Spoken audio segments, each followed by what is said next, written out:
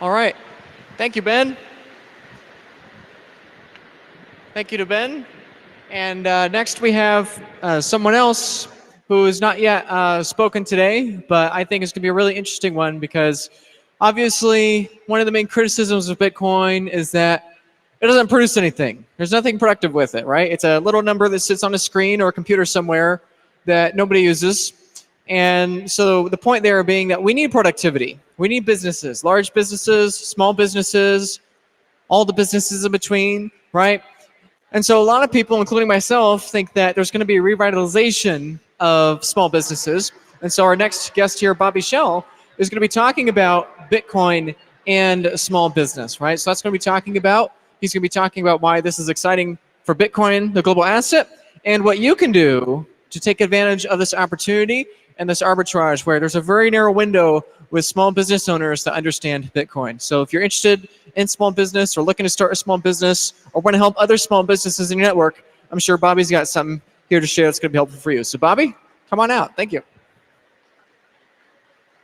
Go for it. Thank you. All right, hello. How's everyone today? You well?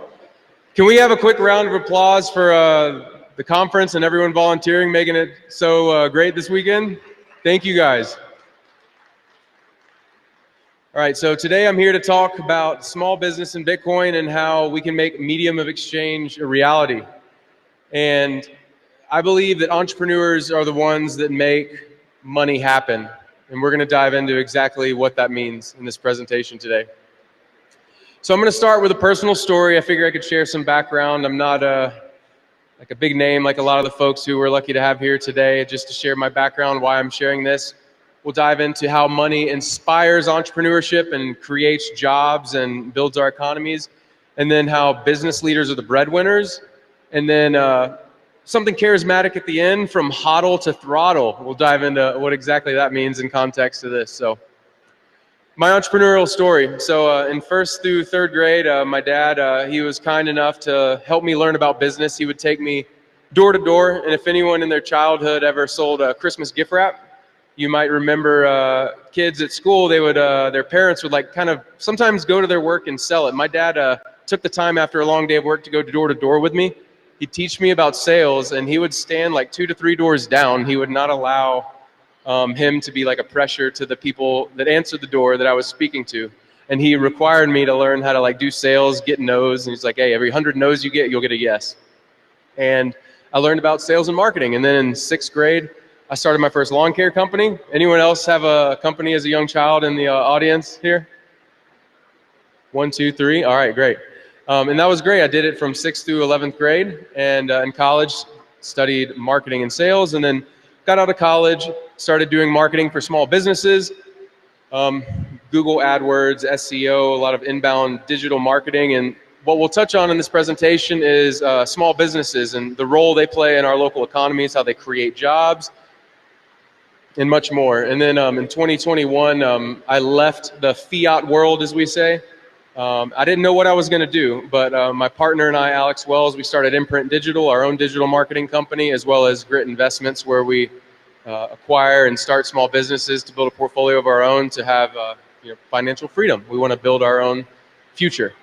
And during that time, I also joined Voltage. I'm now 3 years at Voltage. We are a Lightning payments provider, working with exchanges, neobanks, and helping them deploy Lightning payments with a simple API so that we can help the world adopt the Lightning Network. But moving on, I wanted to draw this out because we all know Bitcoin, triple entry bookkeeping, as we love to say. As a child, I had my first single entry bookkeeping moment where my dad sat down with me and he said, Bobby, when you start your business, here's what you need to understand about money, where the money goes, how you have to be responsible with it. And I thought this would just be relevant for this event, and it might get a couple of laughs from it. So moving on, how does money encourage entrepreneurship? I want to dive in and study the history of what money has done and how it's played a role in our economy.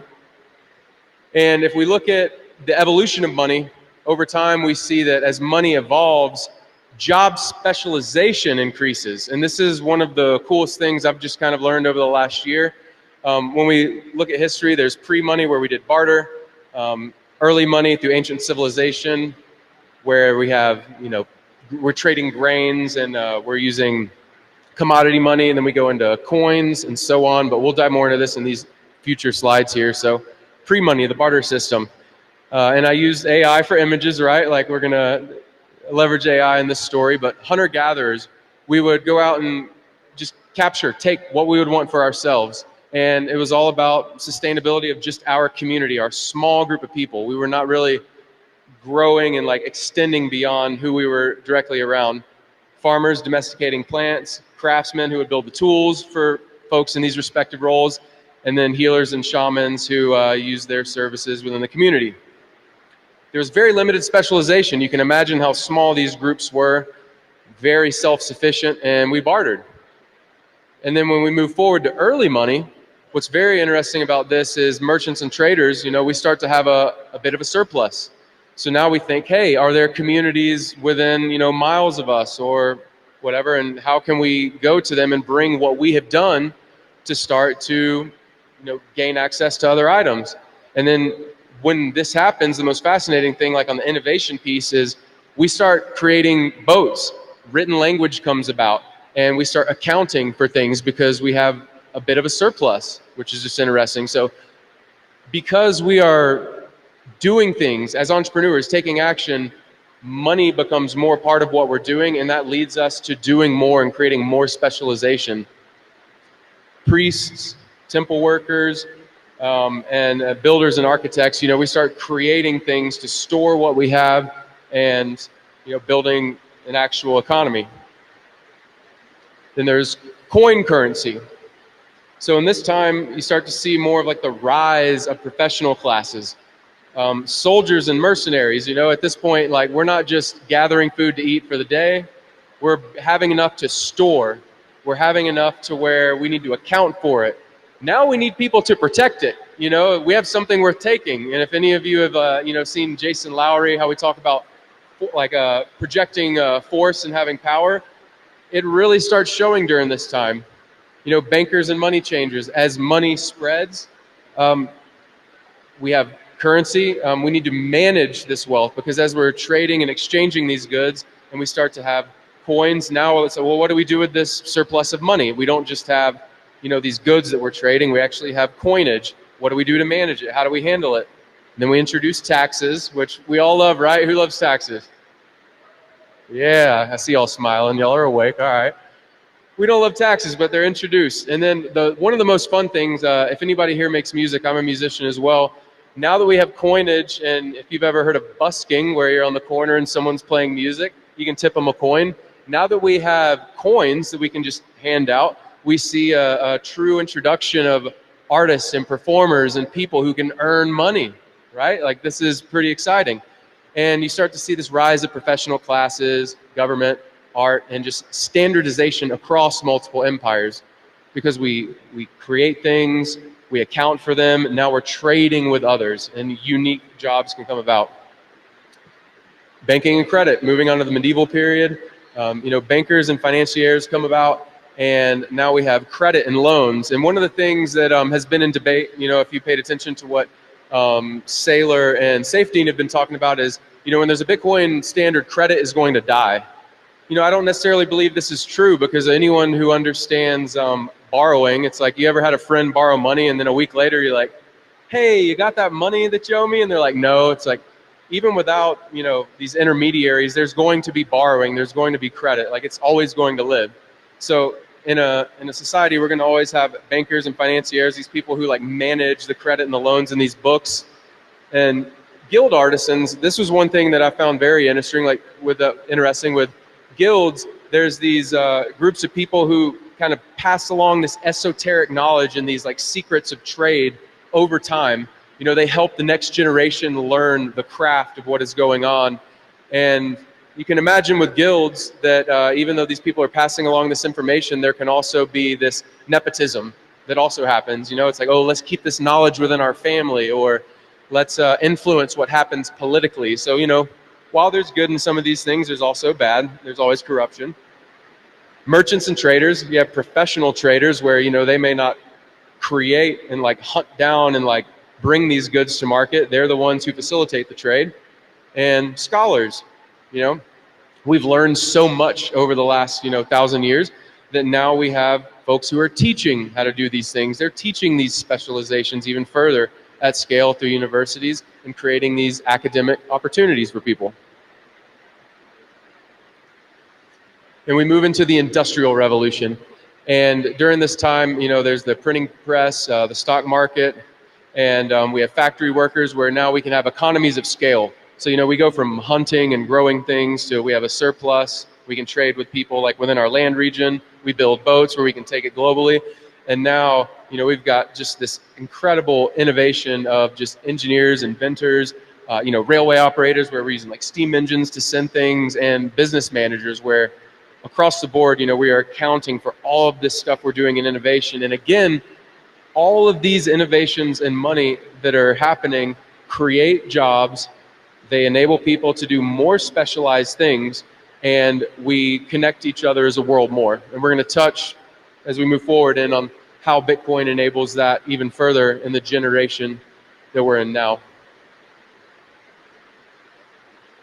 And digital money, here we are today, right? So today, a lot of you are software engineers, IT developers.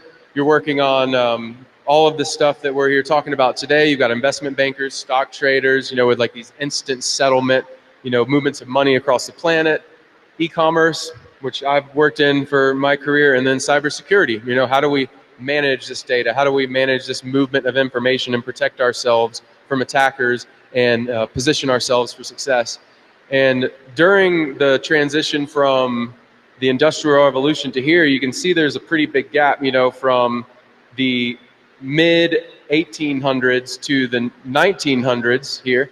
The innovation that happened during that window also is electric power, automobiles, medical advancements, and microprocessors. So digital money, this is where we are today. So like, what does this mean now that we've kind of set the groundwork for this presentation?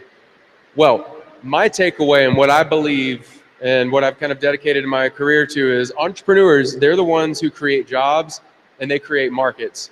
And entrepreneurs, they're the ones that take the risks to create the future. I believe this. I feel like we see this. We see it with Elon Musk, whether or not we like him, love him, or hate him. He's a big bet taker. He puts his money where his mouth is and he innovates. And we see this with many others. And for us here, the one thing I want everyone to take away from this is you should be bullish on yourself.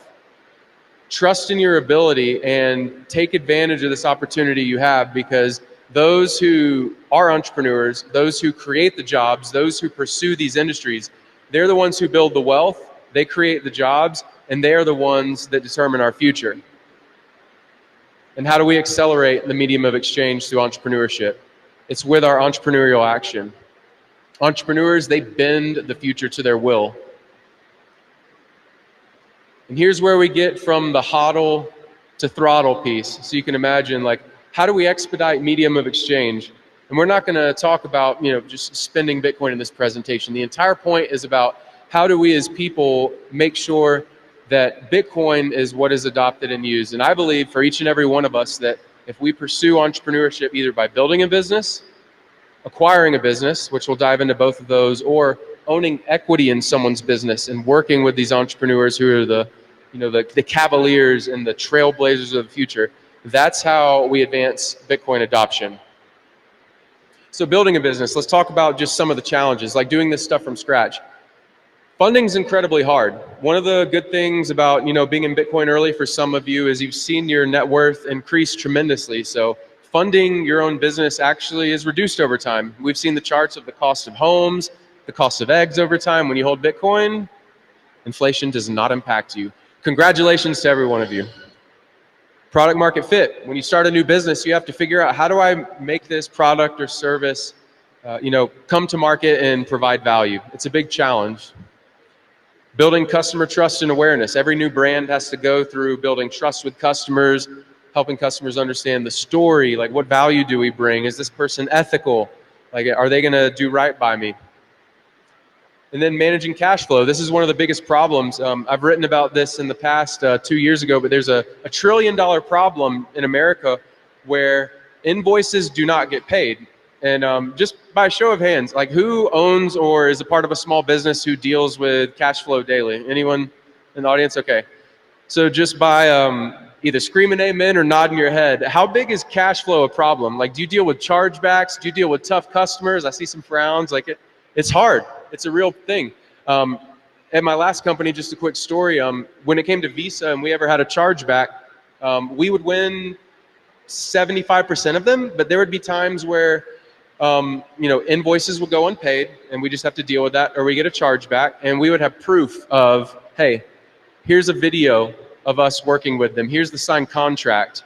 Here's all of the texts we've had with them. They paid us $40,000. We still lose the chargeback. We provided service. Cash flow is a major problem for businesses. Hiring and retaining talent's hard. We know that. Establishing operational processes. One of the biggest things in business is having consistent processes that people can follow, they can come into and thrive. We want to give that to employees that we hire. And then adjusting to market changes and just work-life balance. When you start a company, it's incredibly hard. 75% of businesses do not make it to $1 million in revenue. And those who do make it past that, about 50% of them fail within the next 2 to 3 years. Starting a business is incredibly hard. So then there's this idea of acquiring a business. We call it acquisition entrepreneurship or entrepreneurship through acquisition.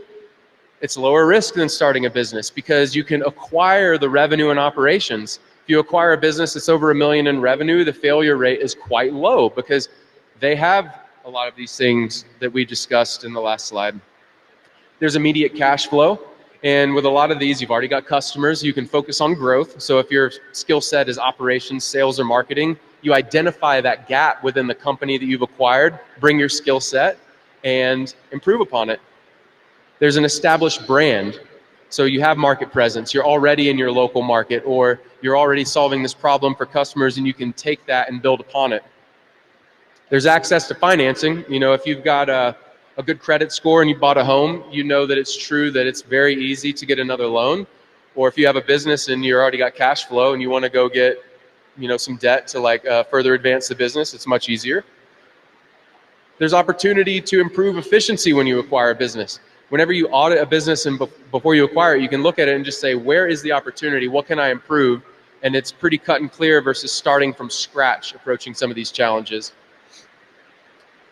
There's also lower operational complexity. You can really focus on strategy and not building things from scratch. And then there's rapid growth opportunity.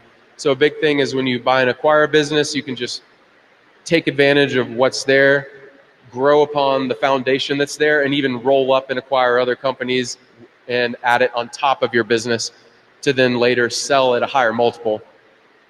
So some quick facts I just want to share, and then we'll kind of start wrapping up here in the next 5 minutes. But acquisition versus starting in 2024 in America. There's this thing where baby boomers are retiring, and we call it the silver tsunami, where there's about 10 to 12 million baby boomers retiring. They've got like 10 trillion in wealth wrapped in businesses, and 70% of those businesses will not actually be bought and acquired unless someone pursues them. Massive opportunity.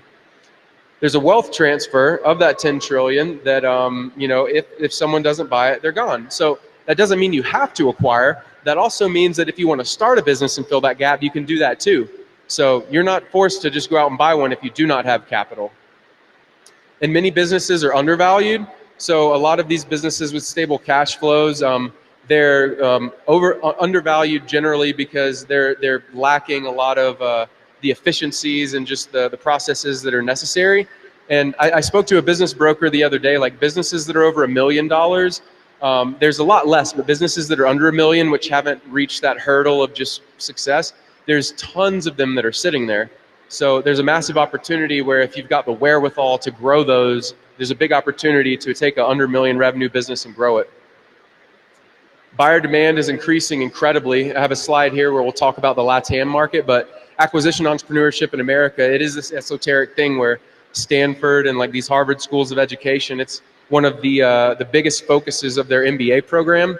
And there's something called search funds where if you're a wealthy individual and you can invest in businesses, search funds over the last 30 years have returned 34%. So you can imagine if you invest in these businesses making 34% a year, outpacing like the stock market and other assets. You do small business acquisition, take the cash flows and also buy Bitcoin, and you've got those level of returns talk about cash flow winning. You know, you might not have debt like Sailor, but you can create what you want. You can buy Bitcoin with it, and you can create an exit opportunity for yourself. I think that's pretty compelling when you don't have access to the debt markets and some of the things that Sailor has. Financing, you know, in America we have the SBA program for small businesses where it makes acquiring a business more accessible. And then the labor market's changing. You know, a lot of folks who are in, you know, big tech, finance, Wall Street, they're moving into small business acquisition. And a couple of points quickly on LATAM. I wanted to touch on this just as we're here. You know, 99% of businesses in LATAM are small business, but it only makes up about 20% of the GDP. So there's a lot of opportunity. This just means that you know, all the businesses, majority of the businesses are small business, but it doesn't make up most of the gross domestic product. So by acquiring one, you have an opportunity to really accelerate. Family-owned transition, this is another thing. There's something in psychology called identity foreclosure, where when you don't do what your parents do, you do something else. That's identity foreclosure. Most kids don't want to do what dad did. So if you have a heart of an entrepreneur, you can acquire one of these businesses. And in other countries, you know, outside of America, the merger and acquisition market is much smaller. It's not as advanced. So that's an opportunity for those who are here. And there's emerging growth sectors in areas like, you know, technology, renewable energy, and just an incredible like value creation opportunity for those who have a heart for entrepreneurship. But, you know, this isn't the whole story. You know, we've touched on how money evolves. It creates job specialization. And job specialization in the sense of like small business, you know, we might be talking about HVAC, electricians, you know, home contracting services, you name it. You know, there's like in my line of work doing like digital marketing for small businesses since 2013, there's like 120 verticals of small businesses I've worked with my entire life. But as money has advanced from, you know, coinage to now like digital money, and we have like Bitcoin, which is very different from just card digital money that we all know. Bitcoin creates a new opportunity. And if you were at the Dirty Money showing yesterday here, you learned about a few of these businesses. You know, Gridless, they take wasted energy in the market and bring it in a valuable way. So if there's a waterfall just like pouring down, you can hook miners up to that, capture this energy, turn it into money, and monetize this in a local community and stand up new communities. Where was that ever possible without debt? So what's really fascinating about this is, you know, a small group can come in and take this action, and it actually eliminates some of the bankers and some of these things that we saw in the early stage, you know, communities. These jobs that were innovative thousands of years ago, they're eliminated. You know, we don't necessarily need banks in some ways. And then leveraging, you know, in a greenhouse, you can run a miner, and if you run a greenhouse, like leverage that heat to like grow plants and you know, do whatever you want to do. Ending waste. There's landfills that are filled with trash and garbage that rather than just allowing that, you know, methane and CO2 to emit, you can turn that into Bitcoin. Pretty innovative. Carbon capture, oil and gas. I feel like this is one like I hear a lot about, where you know, where there's like fracking and these like wells that are just like expelling waste, and you can just capture that and turn it into Bitcoin. Renewable microgrids, and like low income or like remote areas, you can build out a microgrid and buy energy during like low demand hours, turn it into Bitcoin. Educational programs like Me Premier Bitcoin, shout out to you guys out here. And solo founders who leverage AI. I think this is one of the most interesting things. You see like Sam Altman from OpenAI and others talk about how if you want to use AI and build whatever you can imagine, there's going to be solo founders that create these billion-dollar unicorns. Like, that's totally feasible. And there's protocols available now. One is called L402, which Jordy spoke about earlier, where you can create these LLM models that can like speak to each other. Right now, GPT is very general, but you can create LLMs that are like very hyper specific to one thing, and they can pay each other for compute. Same thing with like API paywalls. Like 80% of the internet is APIs. So imagine like APIs just paying each other for usage in real time versus these like $100,000 bills. It creates efficiency.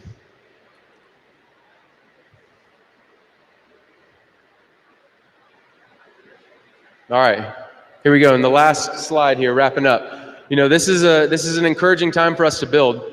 Whether you're a Bitcoiner considering entrepreneurship, you're an entrepreneur considering Bitcoin, or you're simply curious. You know, the opportunity's here. You don't have to have the next great idea. You do not have to be this AI genius. You don't have to be, the smartest person in the room. There's a lot of work that needs to be done in our communities, like businesses that are closing. There's no one there to acquire it. And if you show up and do the work, you can create the future that you want. And my belief is that throughout history, these folks that have these specialized jobs, they command the future. They're the ones that kind of just forced the next hand of what unfolds in our world to happen. And for us, as Bitcoiners or anyone listening who's an entrepreneur, if you have Bitcoin, take a risk, start a business. If you're a business owner who wants to, step out and do something beyond just what your job is, acquire Bitcoin. And what this is going to do is give us an opportunity to tell the market, hey, we accept Bitcoin as payment, and we will offer you this incentive. Or leveraging Bitcoin with its just kind of infinite ability of programmable money, you can create the future you want to see. So I hope this was insightful and helpful, and it inspired some folks to pursue entrepreneurship and explore what is possible. But I appreciate it. And my name is Bobby with Voltage. We're a Lightning payments provider company, just helping exchanges, neobanks, wallets, and custodians deploy Lightning. And if you'd like to chat about that, I'd love to. And if you're passionate about entrepreneurship, I'm your guy. Give me a shout. Thank you.